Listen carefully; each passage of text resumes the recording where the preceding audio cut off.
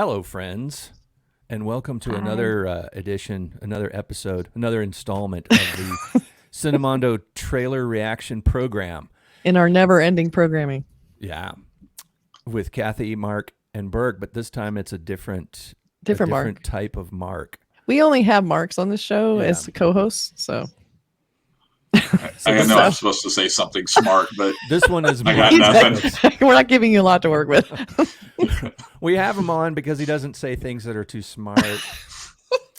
We don't want anyone smarter than us, which is a pretty low bar.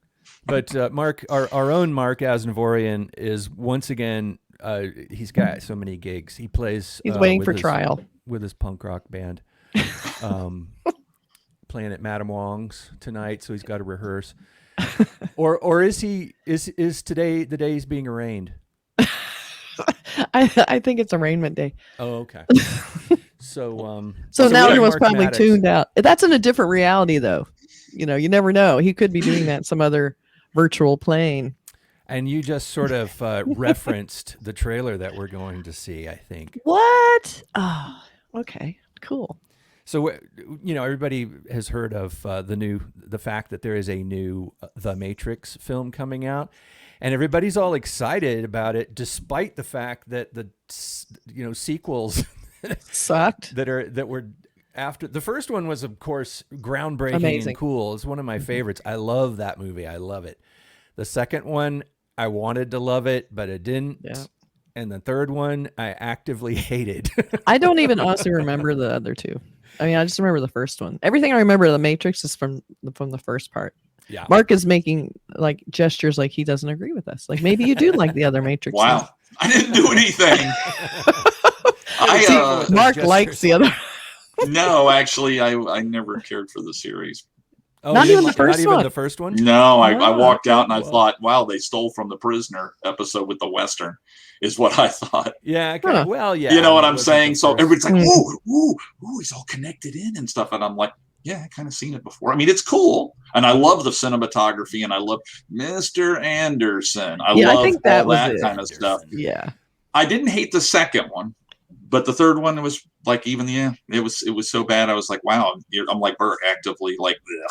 Yeah. I don't even remember it. It made me mad. But the first one, I think was, I mean, it is a trope. It's a science fiction. People like us who've read a lot of science fiction, things like Shockwave Rider. And I mean, there was, cyberpunk back in the 60s, there was, and like you said, The Prisoner, there's an episode of The Prisoner, another one besides the Western one, where they're watching him from they're watching his, there's his dream reality. Kind of thing. Yeah. Right. And there's that great scene where he walks into the imaginary control room and they both turn around and look at the door like they expect him to walk in the door. Yeah. But he's actually in his mind world, so it is kind of a Matrix, So the idea is not really new, but I think what they did with it was so cool. I think they took it and made it into this heavily anime influenced. It was a hybrid that worked real well. I mean, well, they invented some technology to get some cool cinematic effects that I thought were pretty groundbreaking and cool. And it was the first time I'd seen a lot of that, which I thought was very interesting. The design stuff was good. I'm a big fan of Jeff Darrow, and talked with him about it before and stuff. And it's got a lot of greatness in it. Yeah. It's very Jeff Darrow with all those spent shell casings flying. Yeah, exactly. And I liked how it kind of put Keanu Reeves on the map as sort of a dramatic actor, because he'd mostly done comedies, and ever since then he's sort of embraced that. And I think it's been a really cool, almost counter casting of putting Keanu Reeves in a serious role like John Wick or The Matrix. Yeah. So I've really enjoyed his sort of evolution as an actor. So it'll be interesting to see what he looks like in this one, because I have no idea what this movie is about. I have not watched this trailer yet, so this will be a pure reaction. So are we ready? I'm ready. I'm ready. All right. Thomas, you seem particularly triggered right now. Can you tell me what happened? I've had dreams that weren't just dreams.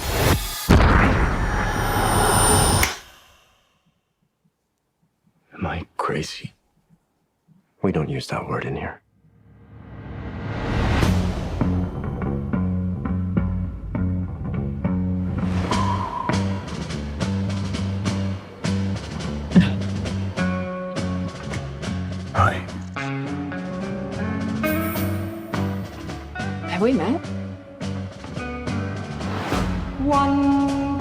makes you larger and one pill makes you small, and the ones that mother gives you don't do anything at all.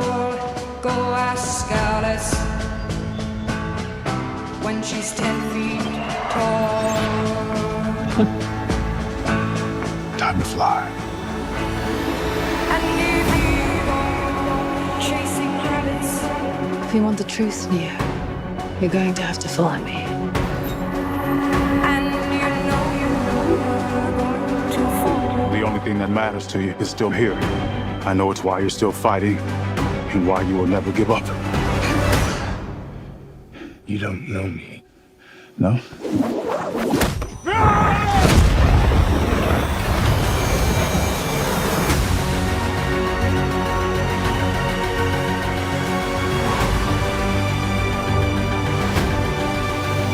When logic and proportion have fallen, so be dead. And the white knight is talking backwards, and the red queens are with her head. Remember what the dogma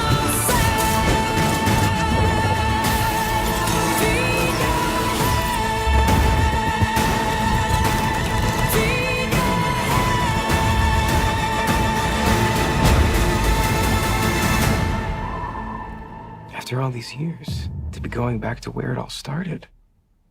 Back to the Matrix.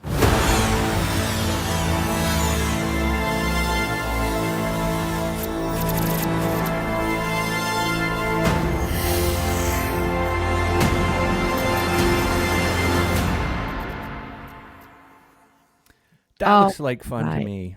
I think the thing I liked, especially at the beginning, is we're using that song, which is Yeah. kind of on the nose and expected, but it really worked. I love the idea of it being a little hallucinatory versus kind of like sci-fi, like almost seemed more like take the drug and go tripping, instead of this like kind of hard sci-fi. I kind of liked that intro to that. That was kind of a cool way The in. White Rabbit was in the first film when she said follow the white rabbit, and then there was the girl with the tattoo. But the song is perfect, feed your head and all that. Yeah. And the fact that, I like the arrangement of the song, the way that it was the original song augmented, and they put in elements from the original Matrix soundtrack, some little arpeggios in there that brought your mind back to the music of the original Matrix. It looks pretty cool. The action looks full of action and shooting and running and exploding. And I love Keanu Reeves still has a cool look. Like I think he's got a really cool, tired, kind of cool guy look. And then even to see, Carrie, what's her name? The other actress, Carrie, I'm blanking. Anyway, Carrie-Anne Moss. Is that? Yes, Carrie-Anne Moss. Right. Yeah. It's cool to see her too, and looking almost just as cool. And so here are these two actors, portraying basically the same roles, coming back years later. I mean, that's. I always find it kind of amazing they can get the same actors for stuff like this. I'm wondering about the Lawrence Fishburne stuff though. Well, it's supposed to be young Cowboy Curtis, I think. Yes. Right. It's kind of disorienting to see Cowboy Curtis played by another actor. I know. I would rather have just seen Lawrence Fishburne. Even older. I think I would have preferred that. It's more than it's weird. It's more than because he looks the 20 years same. ago. It's what? Yeah. More than 20 But Lawrence Fishburne years looks ago. amazing. He looked great in Hannibal. He does. Yeah, he still looks like Larry Fishburne. He's cool. Totally work. Yeah. So it'd be interesting to see what that choice is about. Yeah, I mean, the preview had a lot of visuals and stuff, and like Burke was saying earlier, we're talking about cyberpunk William Gibson type world that we're seeing in these previews. It really comes down to sometimes you look at a preview and you just don't know whether you're going to get a good film or not. What was that one? Jupiter Ascending or something like that, or what was I tried to watch a few minutes of the Zack Snyder film with the girls in schoolgirl outfits with samurai swords. What was Sucker that? Punch. Did you guys ever watch that? Awful. Did you guys? I did. Yeah. That's what I'm saying is that you see the previews and you just don't know. You're kind of getting like this week. I was, I guess Shang-Chi's not going to be streaming.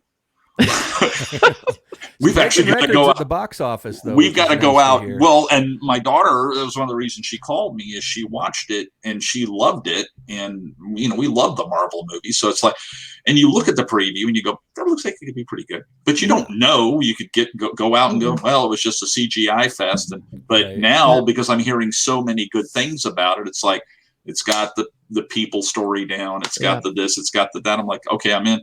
I hope the same thing for this. I want movies to be good and successful. So, but I think nowadays we see so many trailers now which show you the visual splendor of the film, but it's like, I don't want it to be Sucker Punch. I don't want it to be some of these other ones. And that's why I think why I like.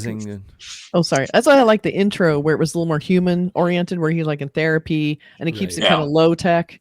I like that intro to it because it seemed a lot more interesting. Because when they start kicking into all the action, I kind of was like, yeah. This is Inception basically now. I was looking at the running in the hallways, which is awesome. But guys, but still, and the guy's face kind of flickering was kind of cool. But there's just a lot of craziness. But it's beautiful. It looked beautiful. So. That's the thing, is that we're now to the point. When Burke and I we were all kids, it was like, gee, I heard this new movie's coming out. I hope the special effects are good enough to do what I'm hearing the plus. We don't have that problem anymore. No. So now it's like, take about 10 million out of the budget on this, and hand it to these writers and go, give us the best damn thing you can. Well, that's the thing I think people are realizing. I think the producers and money people in this town are realizing that films that are well written are better received and get more money.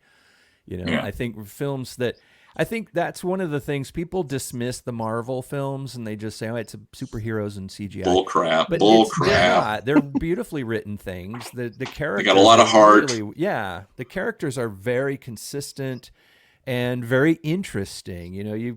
Each one of the Marvel characters has their own arc and their own history and their own problems that are really nicely drawn. And films like this, I think people are, I think it's going to be well written, if only just to compete with the Marvel films. Well, maybe because the Marvel films set a really high bar. They set a really high precedent. If you're going to make a big CGI super person science fiction film, you have to make it as good as the Marvel. You have to at least try to make it as good as the Marvel stuff. The thing is, I don't know if this is trying to be Marvel, though. I mean, I get the effects idea, but I think this is, I don't know. I mean, it seems sort of inspired by that, but I think it's a little darker and well, it's still the same Matrix-like. I mean, it still is the fact that there's its own little special universe. The world you're in, and then there's the world of the Matrix, and are you already in it, or do you cross over, and how do you get out of it? And so that was still intact from the original film. Sounds like somebody dropped a Warner Brothers cartoon anvil on his head and he lost his memory. And so he is he going to go back to this? Keanu Reeves is weird. People kind of pick on him sometimes, and I get a little pissed off about it. Where people forget, I think he was pretty good in. Oh, great! Now I forgot the film. What's the movie way back? And it had him and Uma Thurman as lovers, and it was John Malkovich, and it was the costume drama where they made a bet they could destroy somebody in terms of the love and everything, and they destroy Michelle Pfeiffer in the process. Yes. Oh God, it's driving me nuts. It was a Martin Scorsese movie, right? No, I don't think it was Scorsese. It was a really good director, but it was the Wasn't one like Cruel Intentions or something like that. It was with Glenn Close and John Malkovich make a bet that they can destroy the goodness of this people or this woman, and they destroy Michelle Pfeiffer. Dangerous liaisons. Thank you. She has that great line where she says in a really bitchy way, she's like, "Why do we always chase the ones that always run away?" I just love the way she said that line. But I thought that was an amazing film, and Keanu Reeves was pretty good. He was the one when they destroy Uma Thurman, and he goes and he gets into that sword fight, and I thought, and I didn't even know it was him until later. It's like next thing I know, it's like, "Hey, party, dude," and it was like. People forget that he was doing other things too. I know people pick on him for Bram Stoker's Dracula, and he's a little stilted, but wasn't everybody a little bit in that movie? I mean, Over the Yeah, it was sort of like he was the hairy hair shirt in the film. He was supposed to be that way. Yeah. And he's come back. He's come back with John Wick. He's Yeah. got it. He's got a niche that he is. And I even like that side one that those guys did. The one with the guy from Better Call Saul. I thought that was excellent. Yeah, that too. was Nobody. Nobody. I loved it. I loved it. Fun. And so, you know, Keanu's kind of back on top. I hope this works for him. You know, Well, now certainly. it sounds like it's the who is it? The daughters of the Wachowski? It's No, it's them. No, it's them. Lana Wachowski is the new improved version of the Wachowski brothers. Yeah, they both are. They're both sisters. Had reassignments. Yeah, This is interesting. I don't understand what you mean. What does that mean? They got reassigned. They got sort of like what they get Carlos did, and Walter Carlos. Okay. Carlos. Oh, I didn't know about that. I thought it was like they got into a transporter accident with Lana Wood or something like that. And I don't know. So it's still them. Okay, so I thought it was like what's his face doing this new Ghostbusters, where but only one of the Wachowskis is doing this film. The other one decided. I did just see Lana. Yeah, because she decided I don't want to revisit that world again. But the other sister said, I'm up. I am up for it. Well, I mean, sometimes it works. You know, I think it's been enough time that maybe we need this movie right now. I don't know. I think it could be kind of a cool idea right now. It feels about right. It just I'm seems up for entertainment. You know, if they made a good movie, I'm going to go see it, and I'm going to like it if it's a good movie. You know? All right, so that was a very long trailer, also with a ton of stuff in it. I say, you know, looks intriguing. I'll give it an intriguing vote. Yeah, I mean, I got my eyes and ears open. Yep. Yeah. Mind is open. Shall we wrap this up? Let's wrap it up. Shall we go back into the Matrix? Some other Matrix. Some kind of crazy Matrix. Here we go. Bye, everybody. Bye. The